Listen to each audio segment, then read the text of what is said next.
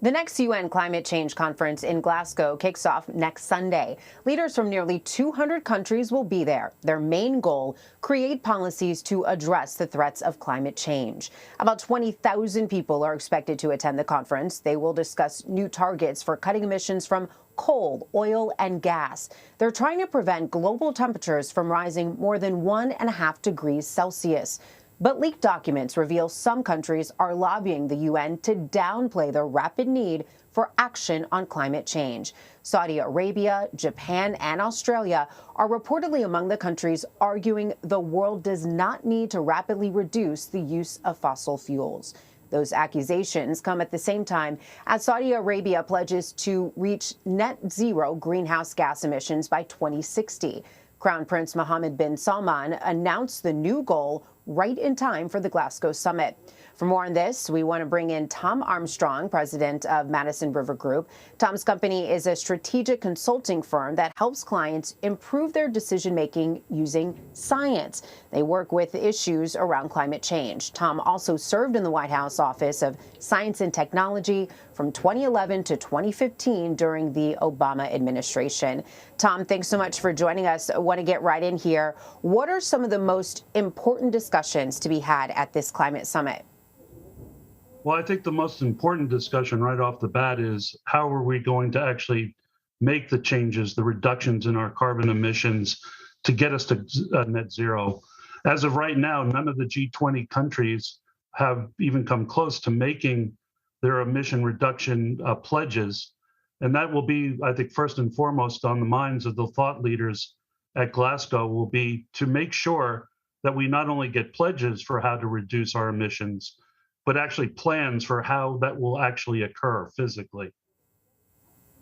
So what is at stake if these countries can't commit to actionable solutions to global warming? Well, temperatures will continue to climb, and our ability to reach an arresting ceiling or a point of net zero becomes very hard to do at either 1.5 degrees, which is what the developing island nations wanted to try to ward off the catastrophic effects of sea level rise on low standing elevations in the Pacific Ocean, or 2 degrees for the rest of the world. The changes that we're talking about, and you're showing some slides right now, I think from New York and elsewhere, and the fires from California, the impacts and effects we're going to feel at 2 degrees are bad enough. This is what we're going to see in a lot more places than what we've seen before. But without actually making that net zero commitment, achieving it, we're going to see temperatures rise well above 2 degrees. And with that, we're going to see a dramatic increase in these deleterious impacts and effects. President Biden is focusing on tax incentives for clean energy regulations to restrict pollution and state-by-state clean energy laws. What are your thoughts on this plan?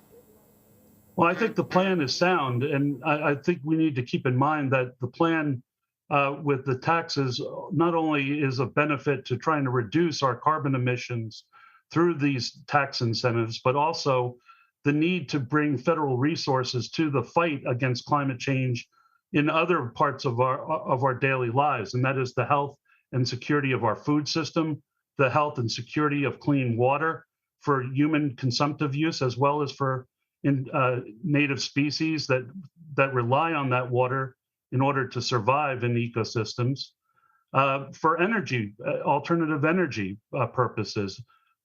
So the tax program is critical, not just to incentivizing issues regarding the immediate and very necessary reduction and arrest of carbon emissions, but it has a ripple effect throughout the rest of the climate strategy that the Biden administration is putting forward. Well, this summit is raising the stakes for the Biden climate agenda, excuse me.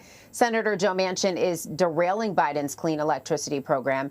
The move would have rewarded power plants that switch from burning coal, oil, and gas to clean energy. How much does this hurt the U.S. in time for the summit? Well, I think it's not unexpected in many ways, but it certainly hurts in the sense that the U.S. serves as a role model for the rest of the world. What we do and what we say goes a long ways. And when we don't keep to our promises or our commitments, other countries pick up on that and obviously don't have us as a role model to follow. So it is a big deal, but I want to be clear that it doesn't derail the Biden plan entirely. It provides some setbacks and things that need to be worked out, but there's still a lot to the plan that needs to be committed to and seen through. You just mentioned other nations are watching how we handle this. Saudi Arabia is committing to net zero emissions by 2060, but there are few details about how they'll do this, and they're pushing back against reducing their use of fossil fuels. Is this announcement just for the sake of this climate summit?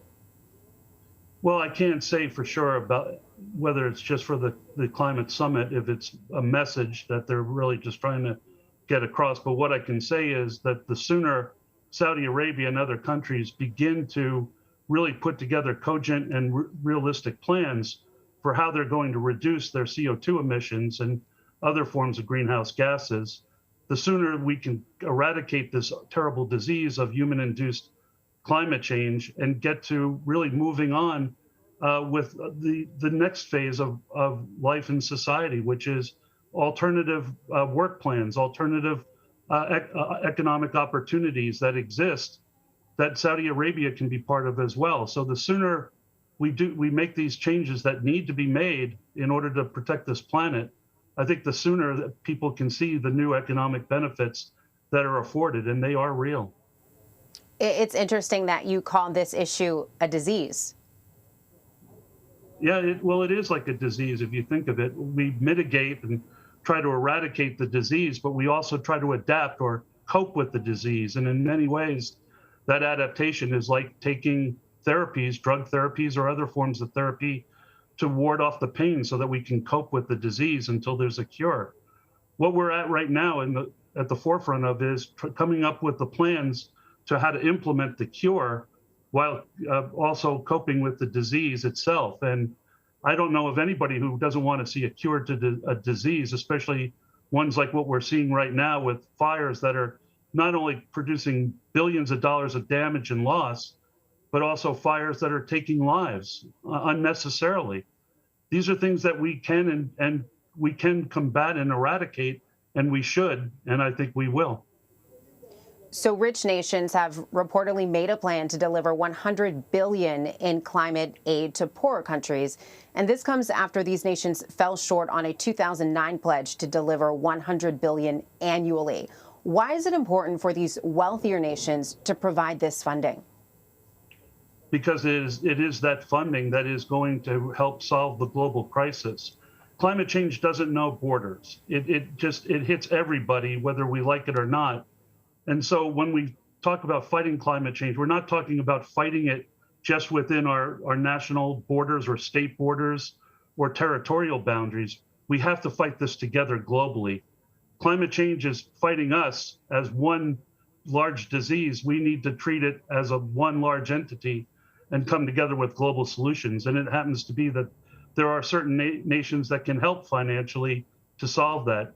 Helping other countries, the poor nations out, not only helps the poor nations, in the long run, it helps ourselves. Tom Armstrong, thank you. You're welcome.